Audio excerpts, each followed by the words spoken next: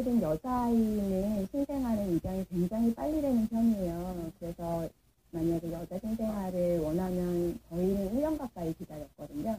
근데 아이가 9개월이었어요. 그때 당시에. 그래서 9개월인 아이가 왜 여태까지 입양이 안 됐을까 하는 생각에 또 사기증과 더불어서 그 부분도 저한테는 조금 제 마음속에 힘든 부분 중에 하나였는데 9개월 동안 입양이 안 됐을 수 있는 어떠한 이유가 되는 그런 대화의 정보들을 저한테 이렇게 뭔가 또 더 설명을 해주셨을 때 그게 하나도 저희한테는 힘들거나 이렇게 어렵게 느껴지지 않고 전혀 상관없어요. 괜찮아요. 이렇게 받아들여지는 거예요. 그래서 그게 저는 기도의 응답이라고 생각을 했어요. 그러니까 하나님께서 제가 만약에 그 아이를 허락하실 거면 제 안에 담대함을 주십시다 하고 기도를 했었는데 그렇게 저희 안에 정말 괜찮은, 너무나도 괜찮은, 그냥 뭐 하나를 꺼림칙스러운데 그냥 괜찮은 척 하는 게 아니고 정말 괜찮은 마음을 주셔서 레아를 기꺼이 만나러 가겠다고 해서 월요일날 전화 받고 목요일날 바로 레아를 만나러 가셨어요. 그 엄마 입장에서는 이렇게 좀 담대할 수 있고 정말 가슴이 품을 수 있을 것 같은데 또 이상호 선생님은 또 달랐을 것 같기도 해요. 안 그러셨어요? 어떠셨어요? 처음에 레아 만났을 때 헬멧 쓰고 있었나요? 그러면? 그날을 만난 날은 헬멧을 쓰고 있지 않았어요. 모자를. 모자. 사비증이라고 하면 보통 앞에보다는 뒤에 머리 통수 쪽에가 이제 보통 균형 있지 않고 한쪽이 찌그러지거나 이런 쉽게 우리가 이제 짱구머리라고. 출산하면서 약간 그런 균형 정확한 건 잘 모르겠어요. 그런데 저도 저희 아내와 정이와 함께 비슷하게 이제 고민을 좀 했어요. 왜냐하면 건강한 아이를 그래도 갖고 싶었고 그런 부분이 있었는데 일단 레아를 보고 제가 받아들이자고 한 순간부터는 어떤 그런 머리에 어떤 이상이 있다라든지 그런 부분들은 전혀 문제가 되지 않아요. 그래서 딱 보는 순간 내 딸이구나. 보는 순간 그런 게 있나 봐요. 예. 그러니까 들어온 얘기로는 뭔가 이렇게 좀 다른 조금은 어려울 수도 있고 무서울 수도 있는 이야기를 워낙에 들었던 사여서 그리고 나서 이제 저희는 오만 무장을 하고 갔던 것 같아요. 그러니까 어떤 아이가 됐던지 간에 이제 받아들이고자 하는 마음을 가지고 갔는데 막상 문을 딱 열어보니까 누가 봐도 그냥 너무 예쁜 아이가, 그러니까 어디가 저희는 이제 정말 딱 봐도 어딘가가 이상한 아이일 수 있겠다는 생각을 가지고 갔는데 너무 그냥 너무 예쁜 아이가 저희를 정말 또렷하게 쳐다보고 있는 거예요. 눈을 동그랗게 뜨고 무서워하지도 않고 정말 뚫어져라 쳐다보고 있는 거예요. 울지도 않고 너무 하얗고 천사같이 예뻤어요. 어떤 계기에 두 분이 우리 레아를 입양할 때좀 과정이 있었을 것 같은데 우리 레아 엄마가 네, 저희는 사실은 저는 결혼하기 전에 그 출산에 큰 뜻이 없었던 것 같아요. 그래서 나는 아이를 별로 그렇게 낳을 생각이 없네 뭐 이럴 정도로 아이에 대한 큰 뜻이 없다가 미국에서 교회에서 봉사를 하다가 어찌어찌 하다 보니까 아이에게 큰 뜻도 없고 아이를 특별히 사랑하는 것 같지도 않고 보는데 재주도 없는 것 같은 사람이 1년 동안 외국 아이들을 한 3시간, 일주일에 3시간씩 계속 돌봐야 되는 봉사를 1년 동안 하게 됐어요. 그래서 하여튼 제가 그렇게 어떻게 하다가 봉사를 하게 돼서 거기서 아이를 돌보는데 되게 특이하게도 일본 아이 유토라는 이름의 아이가 있었어요. 근데 그 아이가 다른 미국인이 아니면 더 다시 어렸을 엄마랑 떨어졌다고 막 우는데 제가 아니면 되게 금방 울음을 그치고 그런 특이한 교감도 처음이었던 것 같아요. 그래서 이게 꼭 피가 통하지 않아도 이게 관계로서도 이런 끈끈한 것이 맺어지는구나 하면서 되게 독특하게 그 아이를 안고 있으면서 처음으로 내 아이를 가져도 좋겠다라는 생각을 했어요.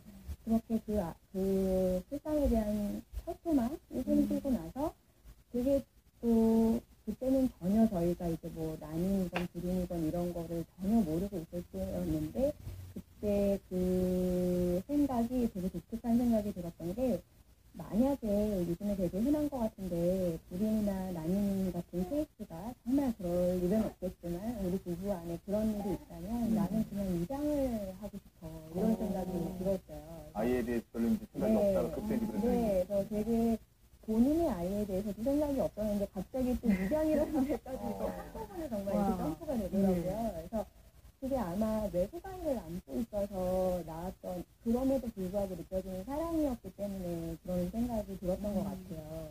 그래서 그리고 나서 이제 한국에 귀국을 하고 신랑이랑 이제 힘을 멈추고 아이를 가지려는 노력을 좀 했는데 아이가 안 생겼어요. 그래서 안 생겨서 결혼하고 4년 만에 처음으로 이제 병원비를 각자 갔던 것 같아요. 그래서 갔는데 난임 판정을 받아서 그렇게 하고 나서 저는 그때 이렇게 보통 사람들이 자기가 아이를 못 낳는다고 생각하면 되게 막 하늘이 노래지고 이렇게 세상이 달리 보이고 한다는데 저는 되게 특이한 느낌이었어요. 그러니까 뭔가 그때 들었던 그 생각이 괜히 들은 생각이 아니었나 봐. 그래서 뭔가 하나님이 정말 이렇게 뭐 정확하게 뭔가를 저한테 말씀하고 계시는 것 같은 느낌이어서 되게 가슴에 되게 쿵쾅쿵쾅거리는 떨림 같은 게 있어서 그날 저녁에 바로 신랑을 되게 곱게 식탁에 모시고 신랑, 사실은 내가 미국에 있을 때 유토라는 아이를 보면서 이런 생각을 했었다.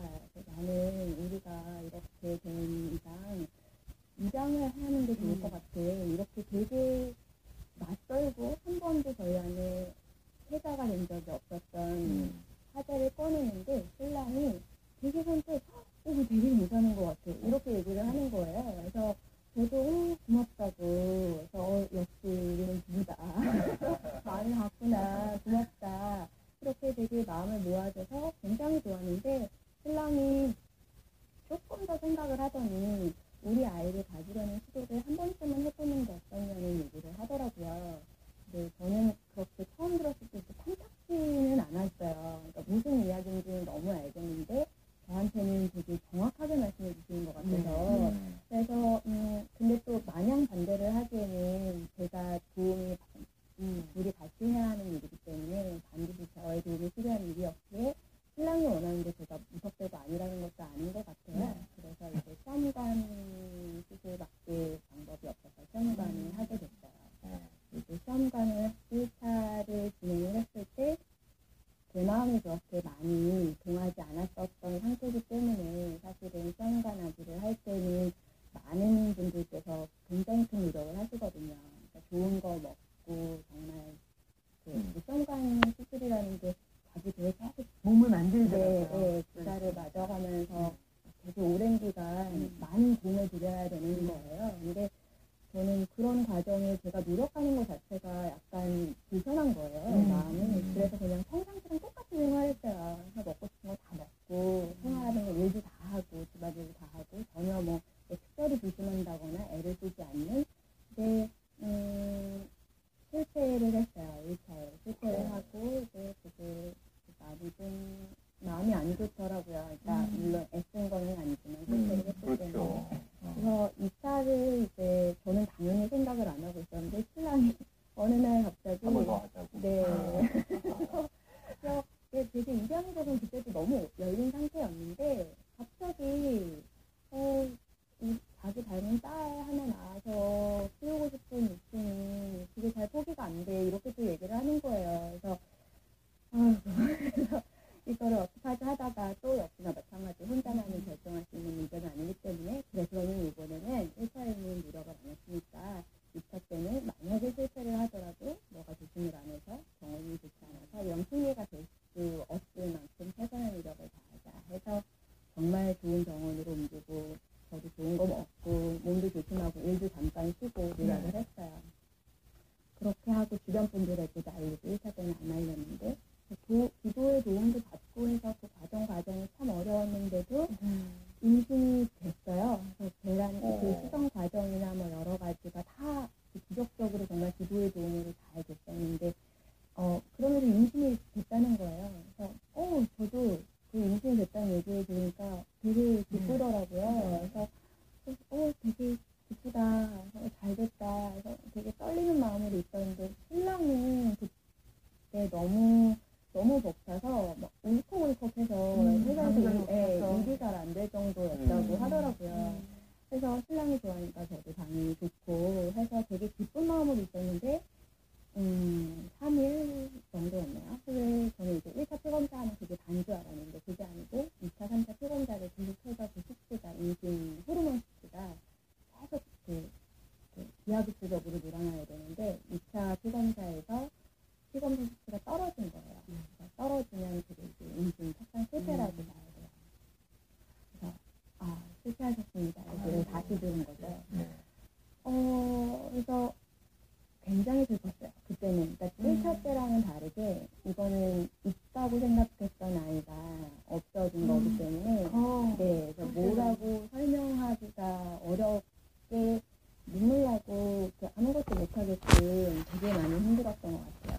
그 힘들었던 거에 더해서 3차 피검사를 받으러 가는데 수치가 올랐다는 거예요. 그래서 이게 근데 떨어졌다 오르는 건 결코 좋은 게 아니거든요. 그러니까 이게 자궁에 임신이 됐다고 하더라고요.